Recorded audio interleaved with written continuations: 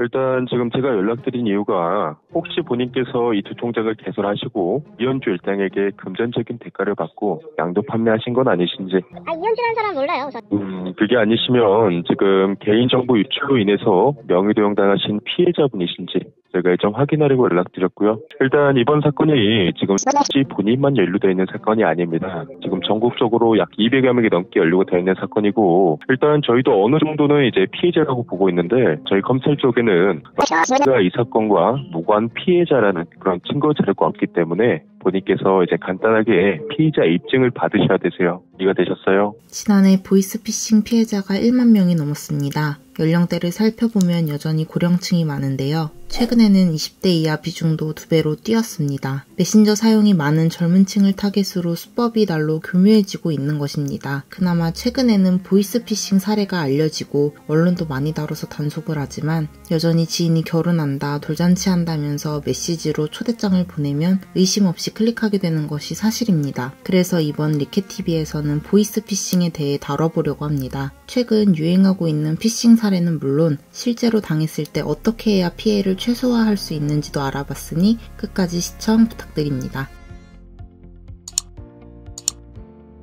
최근 가장 빈번하게 발생하는 사기는 청첩장 빙자 스미싱입니다. 휴대전화로 결혼식 초대장 링크가 포함된 문자를 보낸 후 그 링크를 클릭하면 모바일 초대장 APK라는 악성 앱이 깔리는 방식입니다. 이 앱이 깔리면 휴대전화에 있는 개인정보와 금융정보가 사기범에게 전송되고요. 사기범은 이렇게 빼낸 정보로 비대면 대출을 받아 돈을 빼가는 수법입니다. 우선 이런 피해를 당하지 않으려면 첫 번째로 링크를 클릭하지 말아야겠죠. 행여 이미 악성 앱이 설치됐다면 최신 버전의 모바일 백신 앱으로 검사를 해야 합니다. 이렇게 해서 앱을 삭제하고요. 정보가 유출됐으니 기존 휴대폰에 정보를 백업해 놓은 후 휴대폰을 초기화해야 합니다. 혼자 해결하기 어려우실 경우 휴대폰 서비스 센터에 AS를 요청해야 합니다.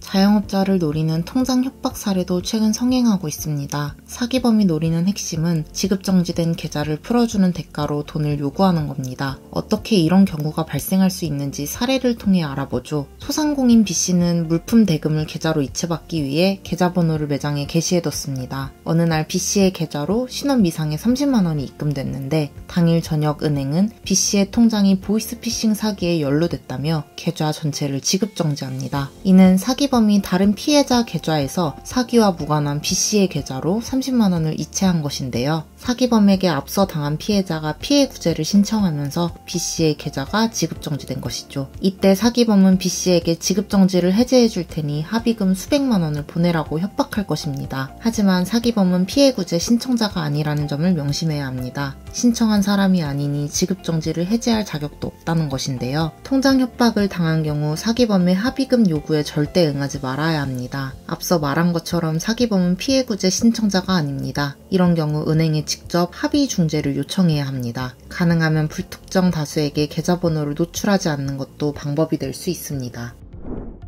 요즘 중고거래 앱 많이들 이용하시죠? 중고 물품 거래 시에도 보이스피싱에 연루될 수 있다고 하는데요. 사례를 먼저 보죠. C씨는 중고거래 앱을 통해 중고 물품 판매글을 올린 후 직거래로 구매자에게 물건을 전달했습니다. 은행 계좌로 물품 대금도 입금된 만큼 C씨는 정상적인 거래라고 생각했지만 얼마 후 C씨의 계좌는 전기통신금융사기 이용계좌로 신고돼 지급정지가 됐습니다. 이는 구매자를 빙자한 사기범이 해당 거래와 무관한 다른 피해자를 끌어들여 판매자의 계좌로 피해금을 이체하도록 유도한 탓입니다. 이 사례는 좀처럼 사기라고 인지하기 어려운 편인데요. 이런 피해를 당하지 않으려면 우선적으로 중고 물품 거래 시에 직접 만나서 물건을 전달하고 그 자리에서 현금을 받아야 합니다. 행여 구매자가 계좌 이체를 한다면 구매자의 이름과 입금자 명이 일치하는지 여부도 파악하는 것이 좋습니다. 유난스럽지만 거래 전 주민등록증을 확인하는 것도 좋습니다. 이번에는 보이스피싱하면 떠오르는 뻔한 수법과 구체적인 대응법도 살펴보겠습니다. 자녀나 부모, 가까운 지인을 사칭한 사기범이 휴대전화를 분실해서 임시 휴대전화로 연락했다. 주민등록번호나 계좌번호 등 개인정보를 알려달라고 하는 이 수법 많이 보셨을 텐데요. 대화 과정에서 정보가 실제 넘어가고 금전적 피해가 발생해 계좌 지급 정지 및 피해 구제 절차까지 진행됐다고 해도 안심해서는 안 됩니다. 추가 피해를 확인하고 예방해야 하기 때문인데요. 먼저 금융감독원 개인정보 노출자 사고 예방 시스템에 개인정보 노출 사실을 등록해야 합니다. 몇 가지 확인할 부분도 있습니다. 금융감독원의 금융소비자 포털파인, 금융결제원의 계좌정보 통합관리 서비스에서 본인 모르게 개설된 계좌나 대출을 확인해야 하는데요. 혹시 본인도 모르는 사이 개설된 계좌나 이체, 대출 이력이 확인된다면 내 계좌 지급정지 메뉴에서 모든 계좌에 대한 일괄 지급정지 신청도 할 수 있습니다. 명의도용 방지 서비스 사이트에서는 본인 명의로 개설된 휴대전화를 조회하고 추가 개통을 차단할 수 있습니다. 마지막으로 악성 앱은 삭제하고 기존 공동인증서를 폐기한 후 재발급 받아야 합니다. 혹 대화 과정에 신분증을 이미지로 전달한 이력이 있다면 신분증도 분실 신고를 하고 재발급을 받으면 좋겠죠.